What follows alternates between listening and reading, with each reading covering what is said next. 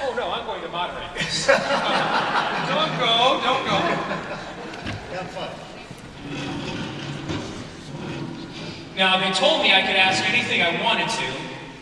I was told, though, there's only one thing I couldn't do. They told me, don't dominate. Does anybody have any idea what that means? Because I don't know what that means. I thought we were here to learn how to dominate, weren't we? All right, I can't be the only person tired of mediocrity. That's why they're here. So, here's the first question I have for you guys. We've got all these media people down here today. A lot of them from all over the country. We have a lot of politicians here today from all over the country. And one thing I've learned being in syndication is when you do stuff around the country, that world has a tendency to forget there is a world outside of the 202 and 212 area codes. So you guys get a chance to talk to real Americans like who's in the audience here today, with the way that you engage your various platforms. If you had a chance with these media people here today, these politicians that are the speakers here today, if you had a chance to tell them one thing they're missing about what's really happening in the country that you hear from all of these folks out here that they don't hear from inside their 212, 202 area code insulated shells, the bubble, like John Travolta's Boy in the Bubble the other night. So if you had a chance to tell them, hey, here's what you're missing is happening in the country, what would you tell them? And Michael said, you go first, because you picked on me. I think, I can't speak for anybody else except me, but from listening to a whole bunch of Iowans over the last several years, Iowans in general, they want the place to work. They just want the country to function. They want our families to function. They like to have confidence in their leadership. What's function? What's work? Define that they do the limited scope of what the federal government is supposed to do in a very, very short list and leave the rest of us the heck of alone. And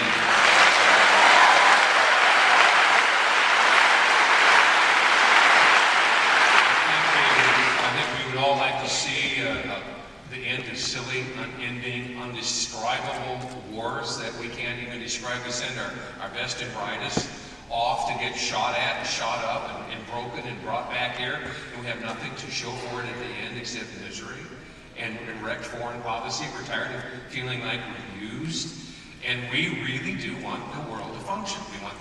We want our families to function, and we want the rest of the country to be as functional as we are here, and we don't want to advance at the expense of somebody else. We don't want to live off of anybody else, and we don't want anybody else to be living off of us either.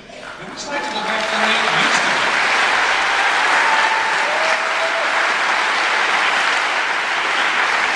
Age before beauty. Kevin McCauley, your turn. Hey, Iowa. Coming all the way from New York, I can only mirror what Jan has said on some level. But I want to take it one step further, Mr. Dace. I think Americans are tired of having to put up with people that we pay the salaries of, who do not tell us the truth, who are not concerned about ruling with integrity, who do not seek to serve as their first perfect duty of public service. And they have had enough.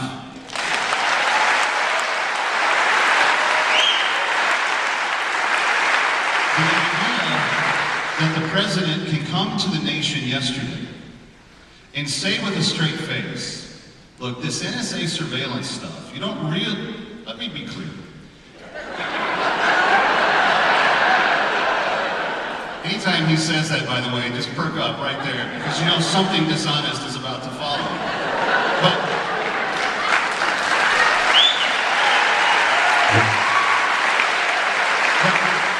when he says this NSA surveillance stuff, we're just doing it for your security. We're not interested in bothering or harassing ordinary Americans. Well, if he had said that, and this was the first time that he was asking us to trust him, maybe we would be a little bit more lenient towards him. But when you have Eric Holder lying to the Fast and Furious investigation, when you have the Justice Department lying about James Rosen to the FISA court to get a search warrant and a wiretap for his phone line, and mom and dad's, are they from Iowa or Kansas? It's somewhere here in the Midwest. It's a good family. When you've got the Justice Department tapping the phone lines of every single operative in the largest press organization in the country. And every one of these terms, them only admitting the truth when they are told they have to. We have lost any responsibility to trust what the president says. So when he says, let me be clear, trust me, we're doing this for your security, and not because we want to get involved in the lives of the ordinary American. Friends, I just reject that straight out, and it's because there's something missing, and it's called character. And the American people outside of 212 and 202 know what character is. They expect it of their public leaders, and they will demand it in the days to come.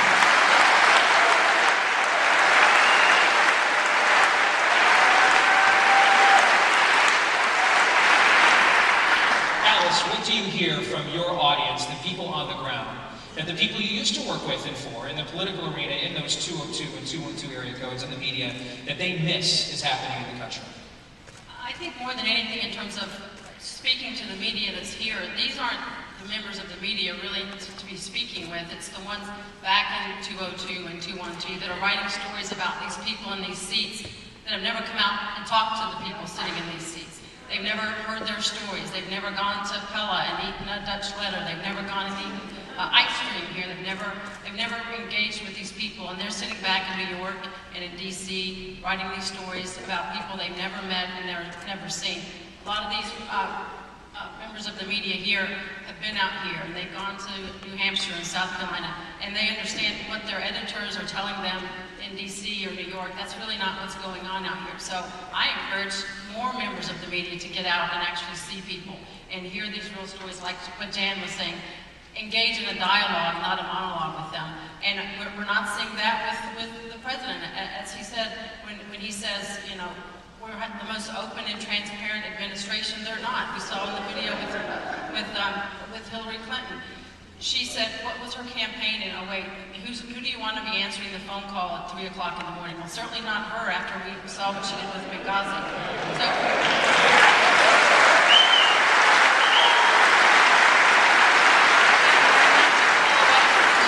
someone in Washington says, trust me. Look, I'm going to, believe me when I say this. Well, you have to actually follow through and realize that actually you can't. Because when they say, let me be honest with you, or take my word for it, that means that you're getting ready to be sold a bill of goods. Let's turn the question around.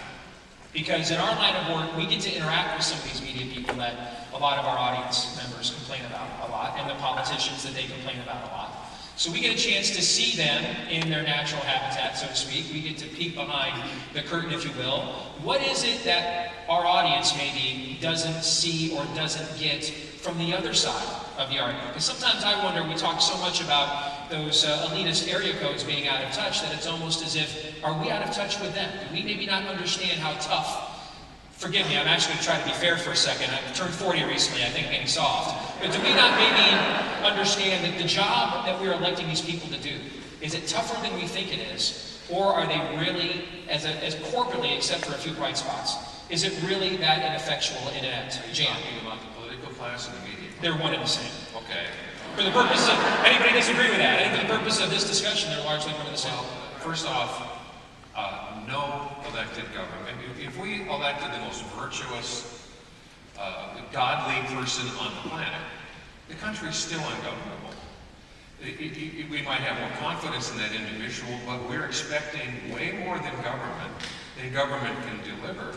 This is not supposed to be a top-down country or culture. It is supposed to be a grassroots. We are supposed to be the ones that create the identity at the top. And if we're looking for them to begin with, to define us and to lead us or even rule over us, we're looking in the wrong direction to begin with. The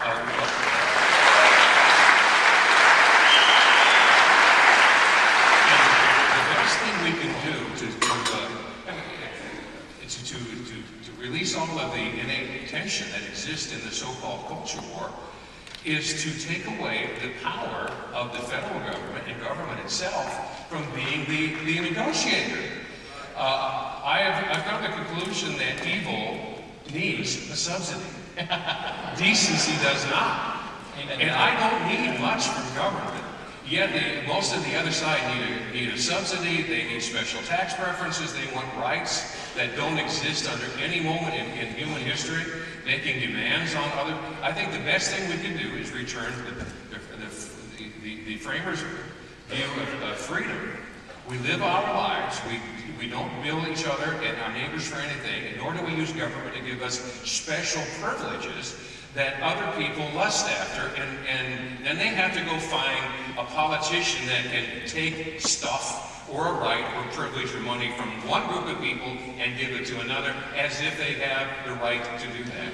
We invite government into our lives by asking it to do stuff they're not supposed to do anyway. If we just learn to say no, problem solved.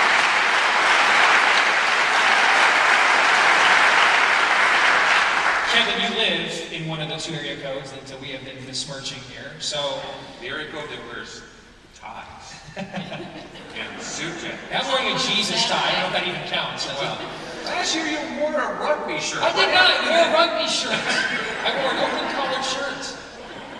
You're confusing with what we used to do at the state fair. That was the high. But you live in one of those area codes, so you get to have the other side of the conversation here. So what do we out here in the heartland not understand about some of the people that you roll with back in your native country? Well, first of all, they're not nearly as powerful as everybody thinks they are.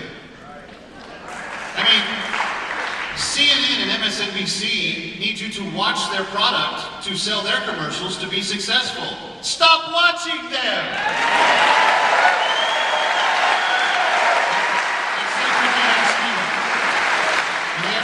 Make sure you tune in. But my point is, we are stuck in this universe where we are told that because 9 million fewer people went to the polls in 2012, we are somehow obligated to believe that Barack Obama is Jesus Christ. And I'm a racist if I disagree.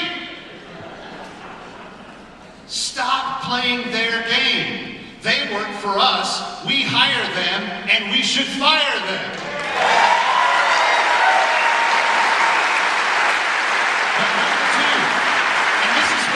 Our responsibility is that we cannot expect of them what we do not practice in our lives. So we must be developing people of character in our households, in our marriages, with our children, in our churches, and in our communities in order to do what Jan just said. There's no salvation that's going to come from one person. I know Steve Dace has a huge man crush on Ted Cruz, but Ted Cruz isn't God either.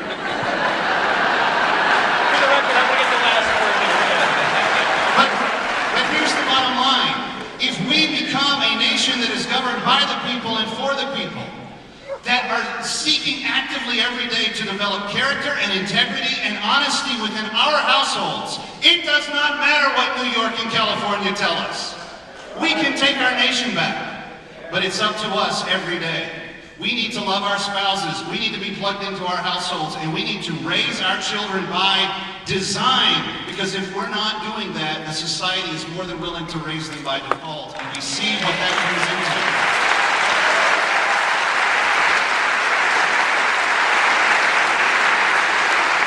Now, Alice, you have worked for good candidates, but you've been in the candidate world, and so you have, I'm sure, had both opinions now. You've had the opinion that guys like me, we're too tough on your candidates. But now you're one of the guys like us. So now you're being tough on some of the people that you used to work for and in. So you get the chance really to see both sides of this. So what do we not see from the outside about what's going on the inside? I think a lot of it is the fact that when our elected officials, whether they go to the State House in Des Moines or they go up to DC, they get in that bubble and they make decisions based on the other people in that bubble, and they don't allow this dialogue back and forth with the people back here. And it's incumbent upon all of you sitting here to make sure and email them and call them and let them know what's going on, because otherwise they will stay in that bubble and they will make decisions exclusive of what your views and values are. And it's important for us as constituents, as voters, and influencers, to remind them, as Jan said, you guys work for us.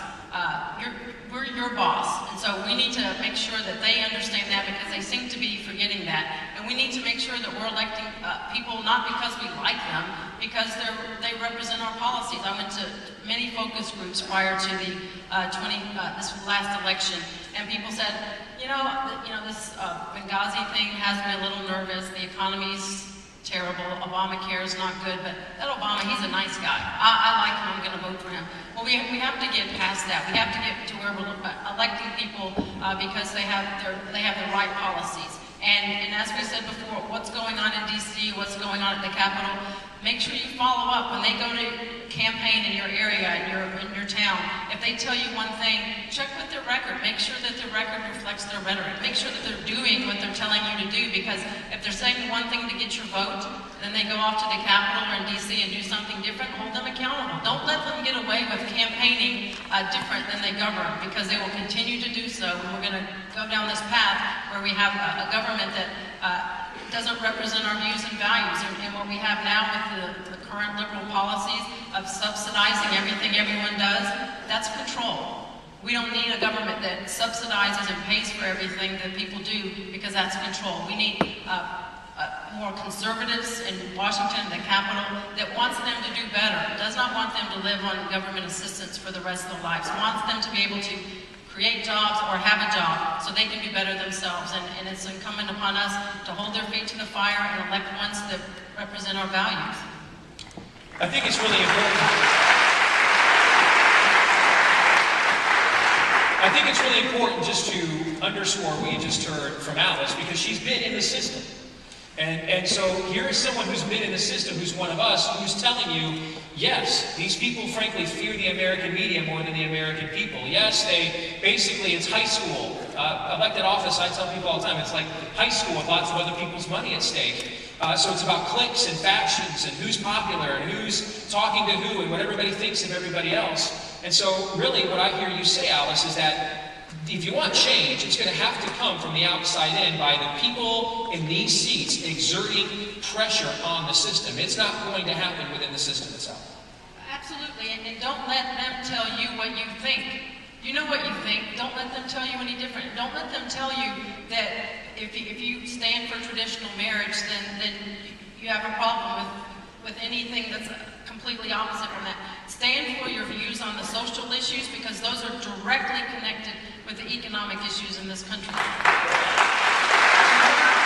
seeing a tremendous breakdown in the American family, and the more we see those issues fall by the wayside and we get squishy in the middle on these core values, the social issues of this country are directly tied with the economic ones. You cannot divorce those two, and D.C. is trying to tell you differently. But we have to keep those two connected, because the stronger our families are, the stronger we are on these issues, it only makes our economy better, and that's what we all want. Can I give an example? Sure. I'd like to just follow up on something she said with an example. This last week, there was a news story in northern Michigan in which a convicted teacher who had had a pedophile relationship with an 8th grader 7 years ago was all discovered, went to trial, the guy was found guilty. To show you kind of the upside-down day in which we live and how the elite view the everyday people in this scenario, you had 6 teachers who thought they had the backing of the teachers' union to do whatever they wanted to do, that went to court and testified at the sentencing hearing on behalf of the teacher that was convicted. So this guy's already been convicted. He's already been found guilty. The evidence was shown. These 6 teachers went to the judge and petitioned the judge and said, "Judge, don't give him the harshest sentence." One of them said, "Don't send him to the real prison, send him to the county lockup." And the 6 current teachers testified, then 2 retired teachers, then one of the school board members, all testified on this guy's behalf. And their thinking was this. Their thinking was that for the culture to enforce a pedophile law between a male teacher and a male student in the 8th grade demonstrated, this is in their words, a sign of bigotry towards that particular teacher, because the affair was essentially something that had been consensual, though it just went a little too far, and that in punishing this man, because of the nature of the affair being that of homosexuality, that they were demonstrating bigotry. And so the wine and cheese crew, even in this tiny little town in northern Michigan, have bought into this idea that this is the standard for us and this is the standard for everybody else.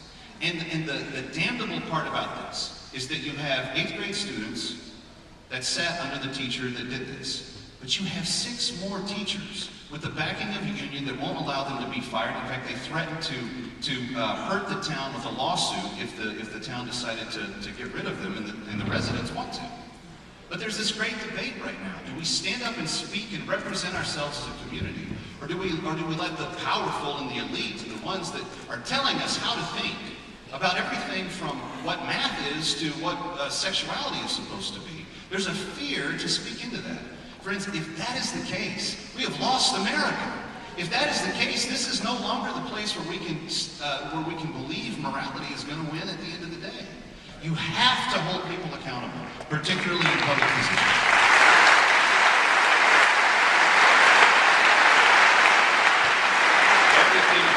Everything you just said is dead right, dead on. But the solution, I don't think, is going to be a political struggle to wrest the political institutions of the government education system away from those groups, because it's always going to be a tug of war, and it's always going to be a values conflict. For the first 50 years of our country's existence, the Puritans decided in New England, they decided the way to control our population and to keep social cohesion is to, they're already coming to church, and they have to, and they're already doing all that. But the way you really keep a community together, if you give all these people all this freedom, they're going to go out and have a farm here and a farm there and a farm there. Before you know it, our culture is going to fall apart. So what they did is they mandated every farmer in their community share common grazing for their animals. Think about that for a second. Every farmer in Iowa, you can do what you want. Everybody has to share the same feedlot. Well, for the first 50 years of our country's existence, all these Puritans, all these good godly Christians were in court fighting each other over how much the other guys' animals they were eating too much grass. Their pigs were eating what our pigs. And they spent 50 miserable years fighting each other over common grazing rights. We call that today in economic terms the tragedy of the commons.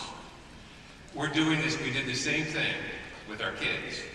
We put all the little pigs in the same feedlot, and now you've got all the teachers' unions and everybody who thinks they have a vested interest in socializing. They had the same noble goals. We want to keep society together. So we have an idea. Let's put everybody from every different vantage point in one school system and let us work them over, and they'll feel good about themselves, and the thing will be hunky-dory. Well, it doesn't work any better in the public school system, in any government institution, than it did for the Puritans in New England.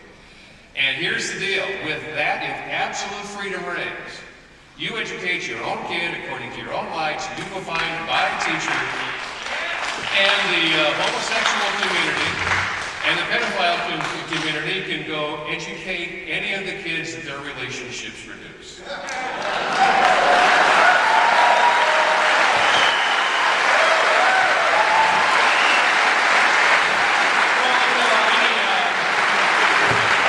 If there's anybody here from Think Progress, that's your headline.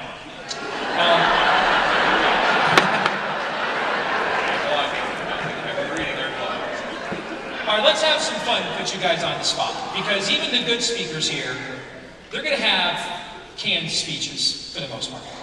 But you guys are here to provide some real insight, some discernment, cut underneath the clutter and the bull hockey, as you like to say, the shine on the jam.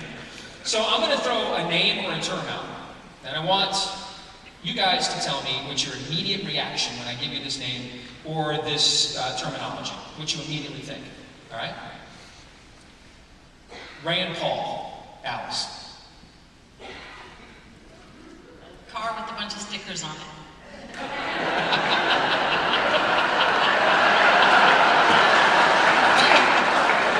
It took me about a second and a half to realize how funny that was, actually.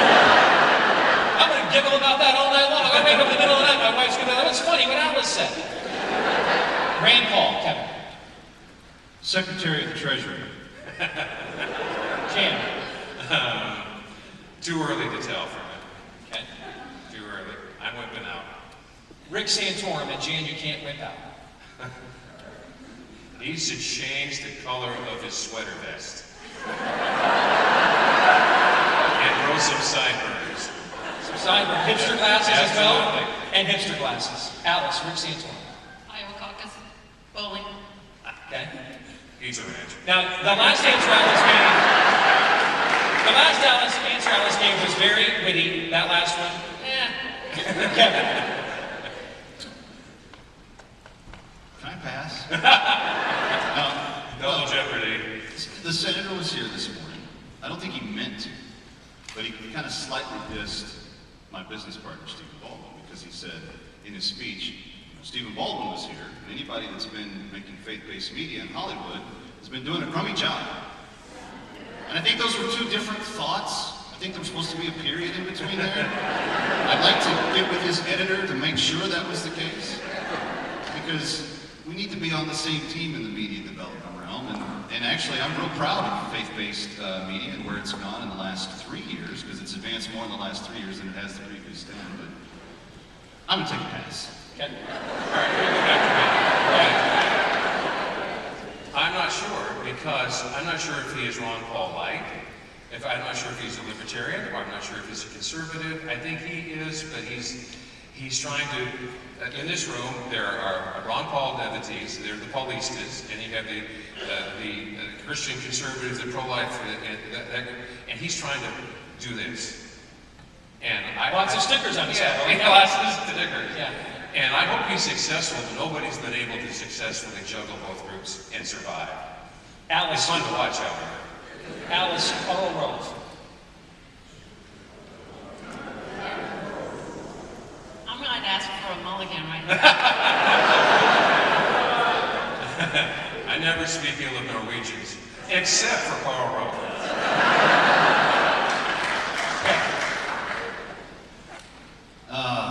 Man, you're really as tough as they say. Ain't no fun when the rabbits got the gun, brother. Well, okay, here it is. Mr. Rove went 1% of his winnings in the 2012 elections, and Governor Huckabee won, what, 70% of his winnings in the 2010 elections? My response to Karl Rove, I like Governor Huckabee.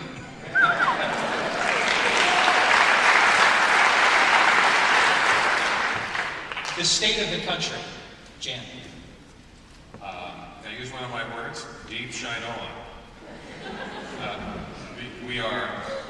We're in a country that can't define its borders, can't define what life is, can't define what marriage is, has a tough time defining what money is, doesn't know what a constitutional foreign policy is, doesn't know how to balance a budget, hasn't even read the Constitution in the last century. It has forgotten our roots, and we are, some people, if we keep this going any much longer, God might judge us. And I'm just wondering, what would that look like?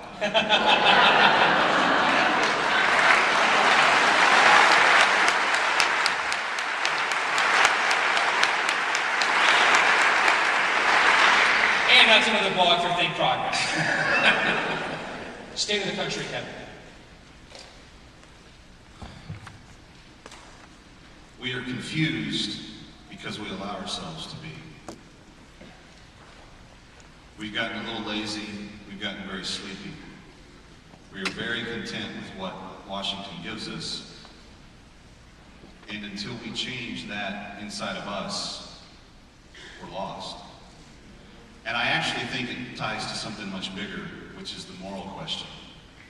Until Jesus Christ becomes the central focus of every Christian family in this nation, and we begin to live out our faith in what we're supposed to do, those who do not know Jesus will not understand the truth of the gospel, and when the church goes dim, the world goes blank. So it is important for us as a church to reclaim Christianity, and then we can start talking about changing America.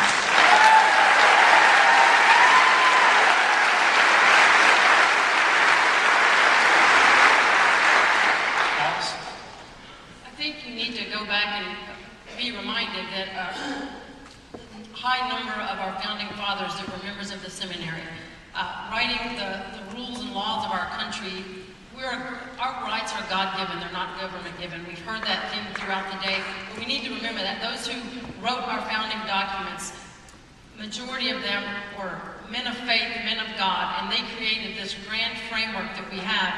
Now we have a state of our government that takes God out of our schools, out of our education, out of our government speak. We can't say the word God, or we're called terrible names.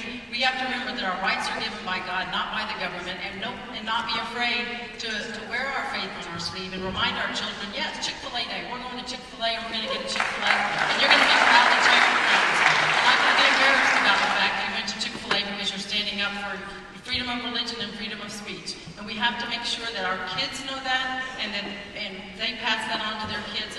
Because the more we get to where we're afraid to talk about God, and we let Washington elite and the establishment tell us that we can't talk about God, we can't do that. We need to get God back into the center of our family, and remember that strong faith and family is the foundation of this country, and it also, as we've said, it's what makes our economy thrive. All right, let's do this a little more rapid fire fashion. He's going to speak here in a few minutes, Ted Cruz, and I will, because of Kevin, recuse myself from responding to this particular question. Jan, your thoughts on Ted Cruz? Quickly. Brilliant fellow, high expectations. Hope he lives up to them. Well said. Kevin. Needs our prayers because he's one of the people that is trying to live the way he says he lives, and we need to pray that that stays consistent and supportive in every way possible, and may he be multiplied and duplicated 1,000 times in elected office in the days of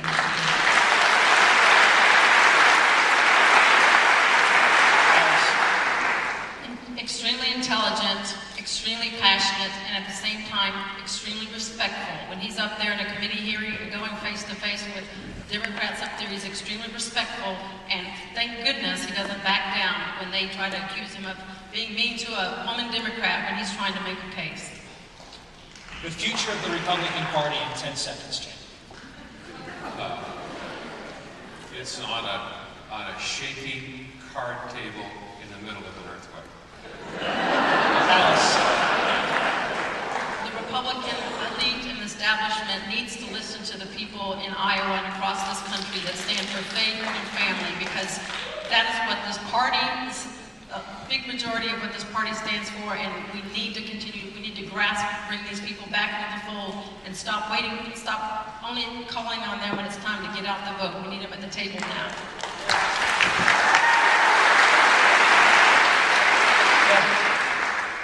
They need to take a page from the other side's playbook and understand on one central issue that if another side can argue that love is love, then they should be the party that argues that a person is a person, and be unrelenting on that, and we will correct almost everything else after that.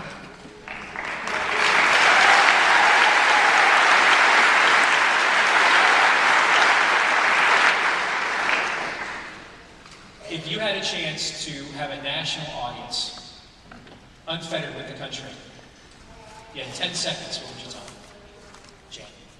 Give up using the government to redistribute ethics, to redistribute everything. Dismantle, I'd say, the short answer, dismantle the safety net, stop subsidizing dysfunction, and most of the social ills would take care of themselves. Yeah, 10 seconds, Alice.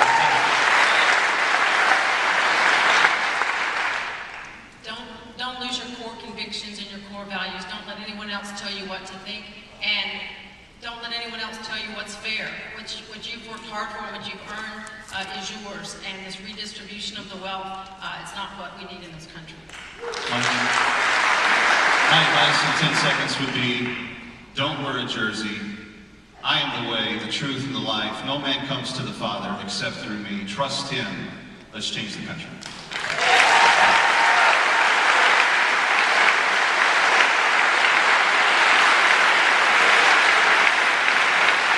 Well, I think all three of them did a fantastic job. And if there's one theme I think that you heard here today, and what you've heard from several of the speakers, is ultimately the change you're looking for is going to have to come from here. And ultimately, you know, we have Republican governors who want to implement Obamacare. We have Republican governors who fund abortion with taxpayer dollars. We have Republican senators and congressmen who don't want to stop Obamacare because it's too hard. And this week when George Stephanopoulos might say nasty things about them if they do, that is not going to change until you demand that change.